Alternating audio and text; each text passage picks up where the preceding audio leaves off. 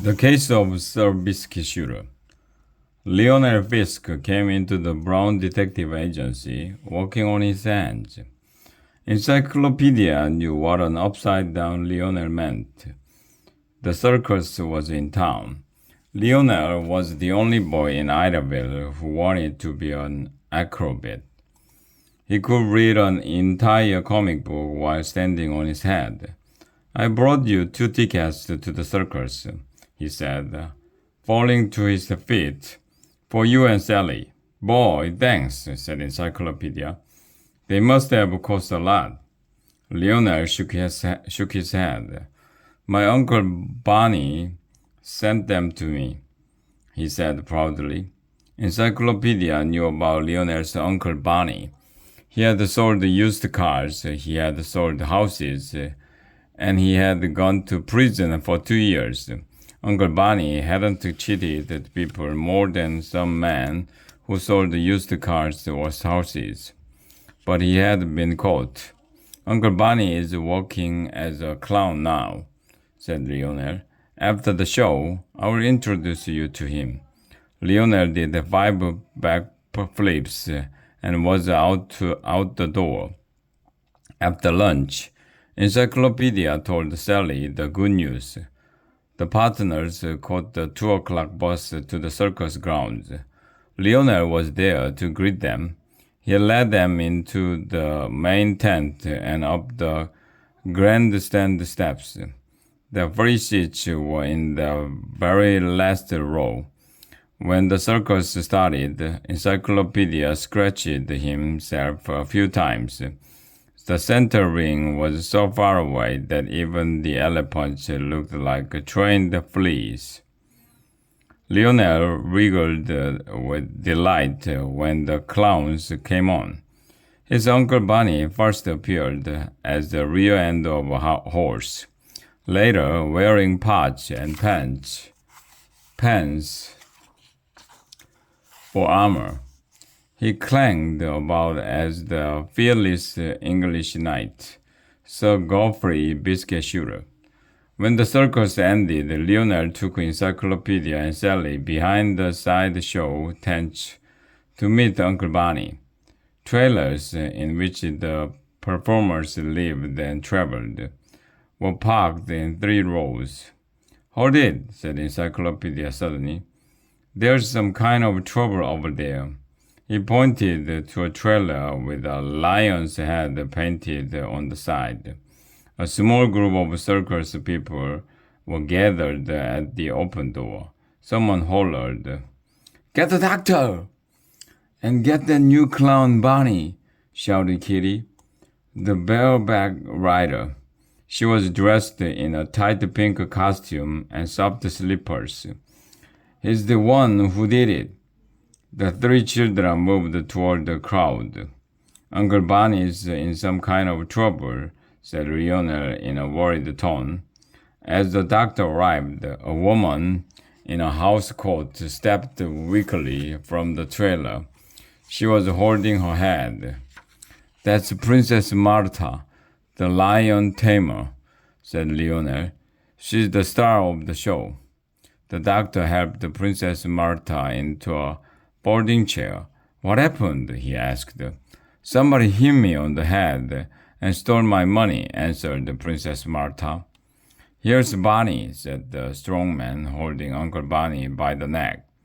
The strong man shoved him, and Uncle Bonnie fell to the ground. His nice costume of pots and pans banged loudly. "He's the one who did it," said Kitty. "I saw him slip out of the trailer a couple of minutes ago. How could I mistake him in that costume?" "Come now, Kitty," said Princess Martha. "Everyone in the circus knows where I keep my money. The thief isn't one of us." "Neither of Bonnie. He joined the show only last month," said the strong man. "And he's been in prison, hasn't he?" said the sword swallower. "Look at him. He hasn't denied a word." Uncle Bonnie rose to his feet. Vainly he tried to quiet the pots and pans, by pressing them against his body. I went by Princess Martha's trailer a few minutes ago, he said, but I didn't go into it. I didn't steal her money. I believe him, said Princess Martha. She waved both arms for the crowd to go away. Hold still, said the doctor. You've got a lump on your head bigger than a candy apple. What did the thief hit me with? Asked Princess Martha. A midget held up a frying pan. Probably with this, he said. I found it just outside your trailer. Well, it isn't mine, said Princess Martha. It could be Barney's, said the midget. He's got so many of him, you'd never know if one were missing. Didn't you get a look at the thief? Asked the doctor. No, replied Princess Martha. I never even heard him sneaking. I was sitting with my back to the door knitting. All of a sudden, whoomp, the lights went out. Ah, what's the sense of talking? Said the strong man. Barney's the thief, all right. He seized Uncle Barney by the neck and shook him. Where did you hide the money? I didn't steal anything, Uncle Barney protested.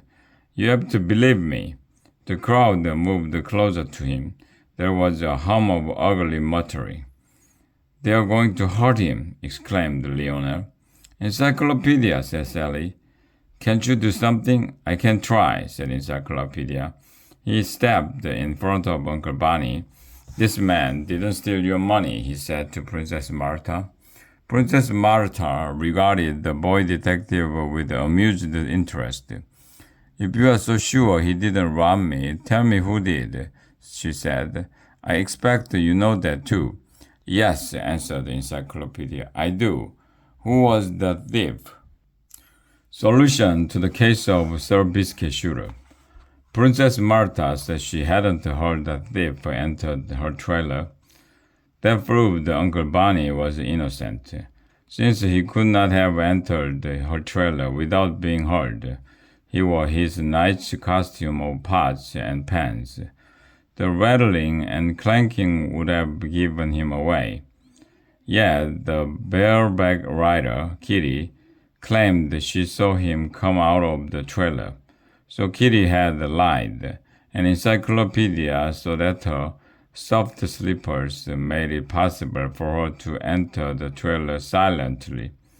Outwitted by the boy detective, Kitty confessed. She had stolen the money. She had blamed the crime on Uncle Barney because he had been in prison, and so people would be ready to believe him guilty.